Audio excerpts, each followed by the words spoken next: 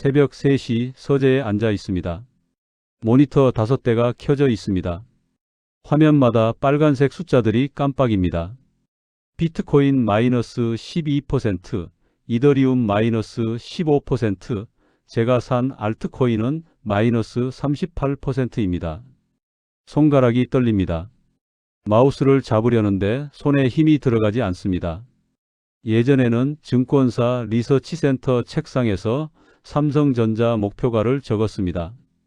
지금은 집 서재에서 이름도 생소한 코인 차트를 바라봅니다. 방문 밖에서 인기척이 들립니다. 아내입니다. 노크도 하지 않고 그냥 지나갑니다. 요즘 들어 저에게 말을 걸지 않습니다. 통장 비밀번호를 바꿨다는 것도 압니다. 제가 또 돈을 쓸까봐 두려운 거겠죠. 책상 옆에는 증권사에서 받았던 상패가 놓여 있습니다. 2018년 베스트 애널리스트. 그때는 자랑스러웠습니다. 지금은 그 상패가 저를 비웃는 것 같습니다. 이제 어디서부터 잘못됐는지 말해보려 합니다. 저는 57세 강태호입니다. 26년을 증권사 애널리스트로 살았습니다. 29에 입사해서 55세에 명예퇴직했으니 제 인생의 절반 가까이를 그곳에서 보낸 셈입니다. 매일 아침 7시에 출근했습니다. 증시 개장 전에 해외 시황을 점검하고 국내 뉴스를 훑었습니다. 기업 재무제표를 분석하고 목표 주가를 산정했습니다. 삼성전자, 현대차, SK하이닉스. 제가 쓴 리포트 한 장이 시장을 움직였습니다. 동료들은 저를 신뢰했습니다. 강수석 리포트는 틀린 적이 없다고들 했습니다. 실제로 제 목표가 적중률은 80%가 넘었습니다. 2015년에는 삼성전자 목표가를 180만 원으로 제시했고 정확히 맞았습니다. 2017년에는 현대차 반등 시점을 정확히 예측했습니다. 회사에서 상도 여러 번 받았습니다. 베스트 애널리스트, 올해의 리서치상, 고객 만족도 1위. 상패가 사무실 책상에 줄지어 놓여 있었습니다. 고객사 IR 미팅에 가면 임원들이 반겼습니다. 강수성님 오셨습니까? 분석 잘 봤습니다. 아내와는 32살에 결혼했습니다. 딸 하나를 낳아 키웠습니다. 딸아이는 지금 31살로 결혼해서 분당에 살고 있습니다. 아이 학원비 한 번 밀린 적 없고 대학 등록금도 제때 냈습니다. 강남에 아파트도 샀습니다. 대출 없이 전액 현금으로 샀습니다. 퇴직 1년 전부터 준비를 시작했습니다. 주변을 보니 퇴직 후 치킨집, 카페 차렸다가 망하는 선배들이 많았습니다. 저는 그들과 달라야 한다고 생각했습니다. 저는 전문가입니다. 차트를 읽을 줄 압니다. 숫자를 다룰 줄 압니다. 그때 후배 한 명이 말했습니다. 수성님, 요즘 코인 시장 보셨어요? 완전 대박이던데요? 저도 비트코인으로 3천 벌었습니다. 코인이요? 그게 뭔데? 암호화폐요. 비트코인, 이더리움 있잖아요. 차트 보니까 주식이랑 똑같던데요? 그 말을 듣고 호기심이 생겼습니다. 집에 와서 비트코인 차트를 켜봤습니다. 그리고 깜짝 놀랐습니다. 이동평균선, RSI, 볼린저 밴드. 제가 26년간 봐온 패턴들이 그대로 있었습니다. 이거 주식 차트랑 똑같잖아? 그날 밤 저는 암호화폐에 대해 공부하기 시작했습니다. 제가 잘못 생각한 건 단 하나였습니다. 차트가 같다고 해서 시장도 같은 건 아니라는 것을요. 퇴직을 석 달 앞둔 어느 금요일 저녁이었습니다. 회식 자리에서 후배 애널리스트 정민이가 술잔을 기울이며 말했습니다. 수성님, 저 사실 비트코인으로 1억 벌었어요. 작년 4월에 3천만 원 넣었는데 지금 1억 3천이 됐습니다. 뭐라고? 1억? 네, 차트 보니까 패턴이 보이더라고요. 수성님이 가르쳐 주신 기술적 분석 그대로 적용하니까 먹히던데요? 그 말이 제 귀에 박혔습니다. 집에 돌아와 노트북을 켰습니다. 비트코인 일봉 차트를 띄웠습니다. 천천히 살펴봤습니다. 이동평균선이 골든 크로스를 그렸습니다. RSI는 과매도 구간에서 반등했습니다. 거래량이 터지면서 상승 추세로 전환되는 지점이 명확했습니다. 이거 완전히 주식 차트잖아. 패턴이 똑같아. 다음날 출근해서 차트 분석 프로그램에 비트코인 데이터를 입력했습니다. 피보나치 되돌림, 엘리어트 파동, 일목균형표. 제가 26년간 써온 모든 도구를 적용했습니다. 그리고 결론을 내렸습니다. 지금이 매수 타이밍이야. 조정 구간을 끝내고 상승 파동 진입 직전이야. 퇴직금이 2억 원이었습니다. 여기에 강남 아파트 담보대출로 1억을 더 만들 수 있었습니다. 총 3억 원. 제 인생의 모든 것이었습니다. 아내에게 말했습니다. 여보, 나 코인 투자 좀 해볼까 해. 아내는 깜짝 놀라며 손사래를 쳤습니다. 무슨 소리예요? 그거 도박 아니에요? 아니야. 그건 아무것도 모르는 사람들이 당하는 거야. 나는 26년간 차트를 분석한 전문가야. 이건 투기가 아니라 기술적 분석에 기반한 투자야. 그래도 퇴직금 전부를 넣는 건 너무 위험하지 않아요? 저는 노트북을 열어 차트를 보여줬습니다. 여기 봐. 이동평균선이 여기서 지지하고 있지? 이건 명확한 매수 신호야. 감으로 하는 게 아니라 데이터로 하는 거야. 걱정 마. 손절선도 정해 놓을 거야. 마이너스 20%면 무조건 나올 거니까. 결국 아내를 설득했습니다. 명예퇴직 발령이 나고 일주일 뒤였습니다. 저는 업비트 계좌를 만들었습니다. 3억 원을 입금했습니다. 손이 떨렸습니다. 하지만 두려움보다 기대가 컸습니다.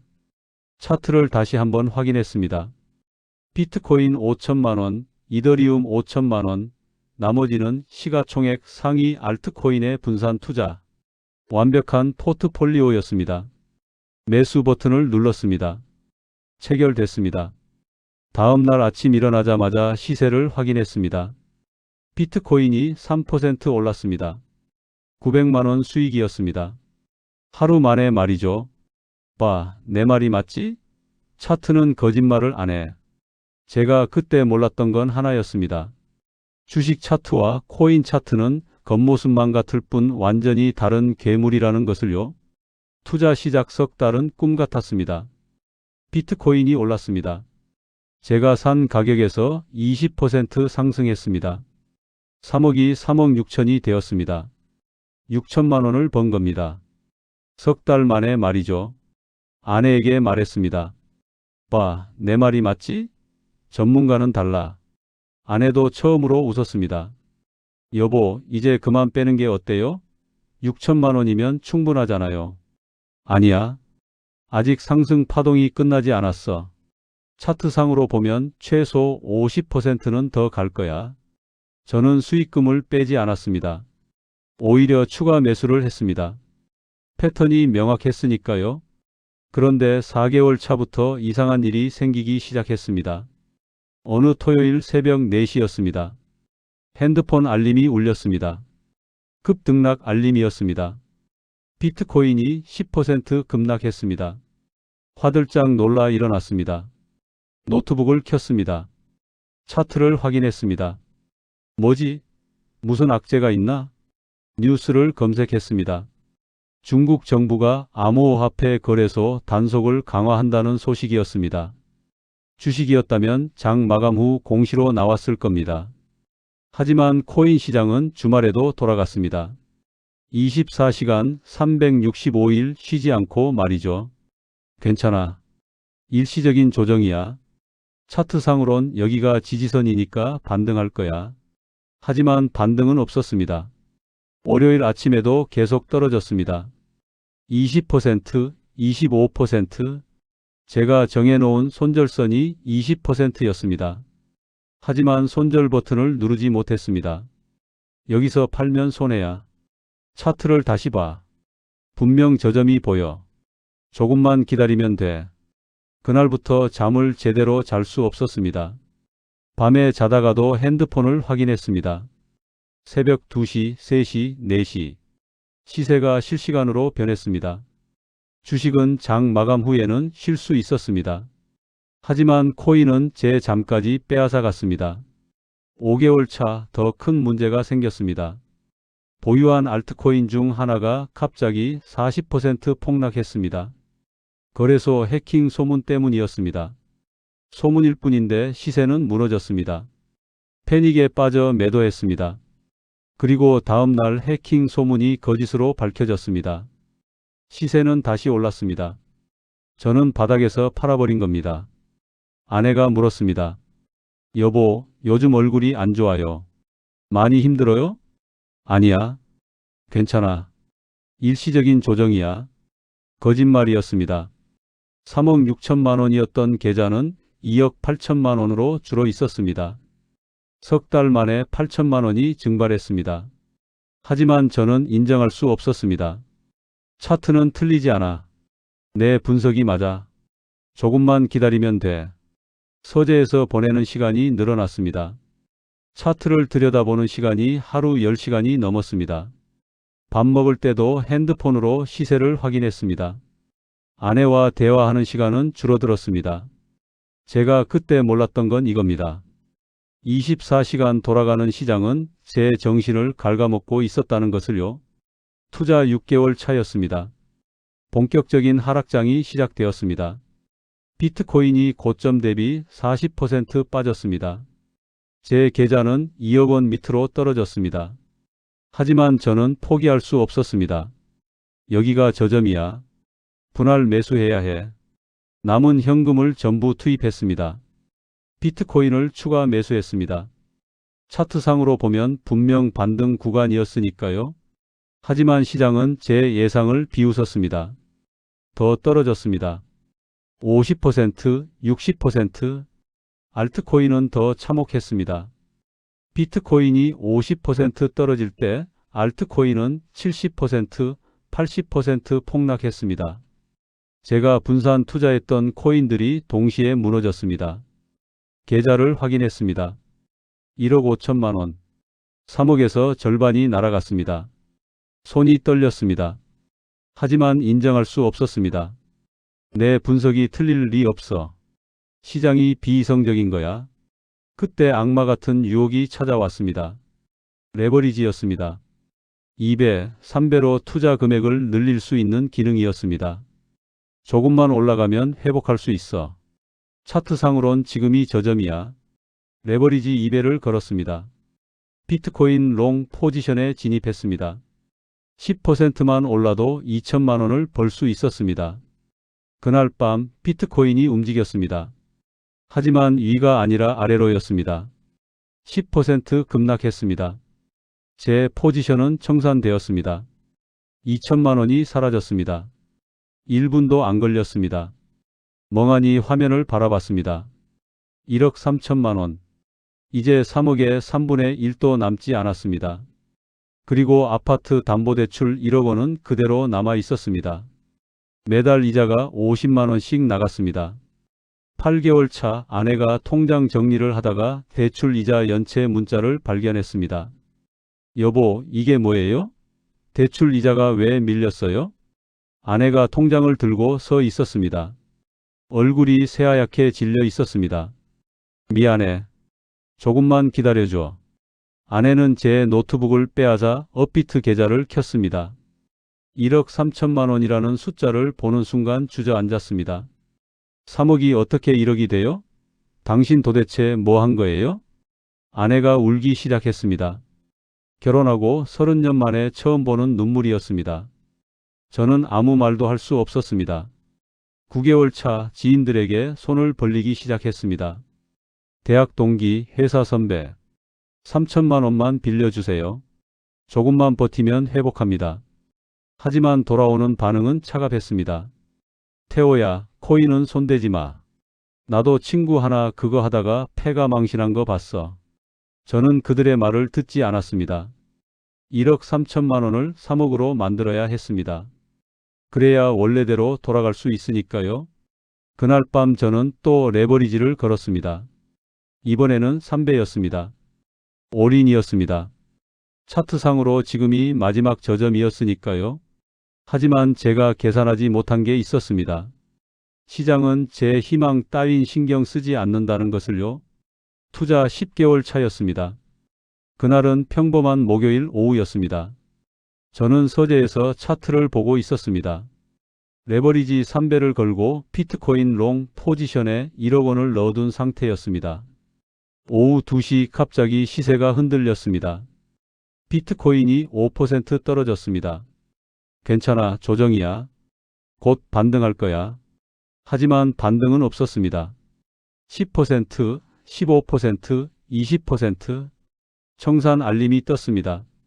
제 포지션이 강제 청산되었습니다. 1억 원이 사라졌습니다. 손이 떨렸습니다. 계좌를 확인했습니다. 3천만 원. 3억이 3천만 원이 되었습니다. 화면을 멍하니 바라봤습니다. 숫자가 믿기지 않았습니다. 뉴스를 확인했습니다. 미국 SEC가 암호화폐 규제 강화 방침을 발표했다는 소식이었습니다. 시장이 패닉에 빠졌고 연쇄 청산이 일어났습니다. 저는 그중 한 명이었습니다. 아내가 서재 문을 열었습니다. 여보, 저녁 먹어요. 제가 대답하지 않자 다가왔습니다. 노트북 화면을 보았습니다. 3천만 원이라는 숫자를 보았습니다. 이게 뭐예요? 목소리가 떨렸습니다. 저는 고개를 들 수 없었습니다. 1억 3천이 됐어요? 1억이 어디 갔어요? 저는 입을 열 수 없었습니다. 아내가 주저앉았습니다. 방바닥을 치며 울기 시작했습니다.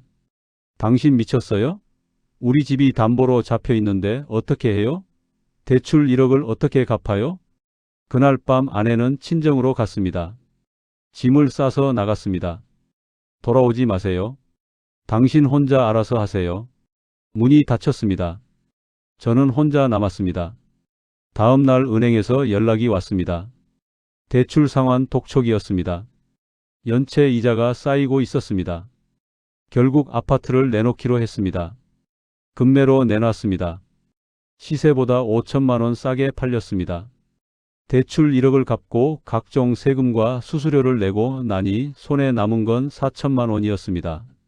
거기에 계좌에 남은 3천만 원을 합쳐도 7천만 원이었습니다. 3억이 7천만 원이 되었습니다. 2억 3천만 원이 증발했습니다. 그리고 제 집도 사라졌습니다. 11개월 차 전세집으로 이사했습니다. 20평짜리 작은 집이었습니다. 강남 35평 아파트에서 구로구 20평 빌라로 내려왔습니다. 짐을 풀면서 서재에 있던 상패를 발견했습니다. 2018년 베스트 애널리스트. 쓰레기 봉투에 넣었습니다. 그 상패를 볼 자격이 없었습니다. 그날 밤 저는 화장실 거울을 봤습니다. 10개월 사이에 머리가 반쯤 새었습니다. 눈 밑은 시커멓게 내려앉았습니다. 거울 속에는 제가 아는 강태호가 없었습니다. 낯선 노인이 저를 보고 있었습니다. 계좌를 닫았습니다. 업비트 앱을 삭제했습니다. 하지만 삭제 버튼을 누르는 손가락이 떨렸습니다. 혹시 다시 올라가면 어쩌지? 그 생각이 머리를 떠나지 않았습니다. 26년 증권사 애널리스트 경력이 만든 결과가 이것이었습니다. 완벽한 파산이었습니다. 지금은 작은 투자 자문사에서 시간제 리서치 보조로 일합니다. 주 4일 하루 5시간입니다. 월급은 200만 원입니다. 26년 증권사 수석 애널리스트로 일했던 제가 예전 제자뻘 되는 후배 밑에서 자료 정리를 합니다. 어제 그 후배가 커피를 건네며 말했습니다. 수석님 힘내세요. 곧 좋아질 거예요. 고맙다고 대답했습니다. 부끄럽지 않았습니다. 이제는 괜찮습니다. 구로구 전세집에서 아내와 둘이 삽니다. 아내는 석 달 전에 돌아왔습니다. 마트 계산대에서 일합니다. 월급은 150만 원입니다. 우리 부부가 합쳐서 350만 원을 법니다. 전세 대출 이자 내고 생활비 쓰면 남는 게 없습니다. 저녁에는 집에서 라면을 끓여 먹습니다. 예전에는 외식을 자주 했습니다. 강남에서 일식 한정식을 먹었습니다. 지금은 1,000원짜리 라면이 저녁입니다. 하지만 아내와 마주 앉아 먹으니 따뜻합니다. 밤이 되면 가끔 핸드폰으로 비트코인 시세를 검색합니다. 습관입니다. 시세를 보면 가슴이 철렁합니다. 제가 청산당한 가격에서 2배가 올랐습니다. 만약 버텼더라면? 그 생각이 스칩니다. 하지만 이내 고개를 젓습니다. 아니야. 버텼어도 똑같았을 거야. 2배 오른 걸 보고 더 욕심냈을 거야. 그리고 또 떨어질 때 못 나왔을 거야. 제가 깨달은 건 이겁니다. 저는 차트를 볼 줄 알았지만 제 욕심은 보지 못했습니다. 주식 차트와 코인 차트는 달랐습니다. 규제도, 변동성도, 투자자 심리도 전혀 달랐습니다. 무엇보다 24시간 돌아가는 시장은 제 정신을 갉아먹었습니다. 주식은 장이 끝나면 쉴 수 있었습니다. 하지만 코인은 제 잠까지 빼앗아 갔습니다. 새벽마다 시세를 확인하고 주말에도 차트를 봤습니다. 제 인생이 모니터 속에 갇혔습니다. 그리고 가장 큰 실수는 손절선을 지키지 않은 것이었습니다. 마이너스 20%에서 나왔어야 했습니다. 하지만 전문가라는 자만심이 저를 막았습니다. 내 분석이 틀릴 리 없어. 시장이 틀렸어. 그렇게 버티다가 전부를 잃었습니다. 지금 퇴직을 앞두고 계신 분들께 감히 말씀드립니다. 전문가라는 착각이 가장 위험합니다. 주식을 잘한다고 코인도 잘할 거라는 생각은 착각입니다. 차트는 비슷해 보이지만 시장은 완전히 다릅니다. 특히 레버리지는 절대 손대지 마십시오. 한번 청산당하면 돌이킬 수 없습니다. 저처럼 1억이 1분 만에 사라집니다. 그리고 손절선을 정했으면 반드시 지키십시오. 회복할 거라는 희망은 독입니다. 시장은 당신의 희망을 신경 쓰지 않습니다. 제 베스트 애널리스트 상패는 쓰레기 봉투에 버렸습니다. 하지만 교훈은 남았습니다. 비싼 수업료였지만 덕분에 남은 인생은 조금 더 겸손하게 살 수 있을 것 같습니다. 천천히 욕심 없이 제 분수를 알고 말입니다. 이제 저는 차트를 보지 않습니다. 대신 아내 얼굴을 봅니다. 그게 더 소중하다는 걸 이제야 알았습니다.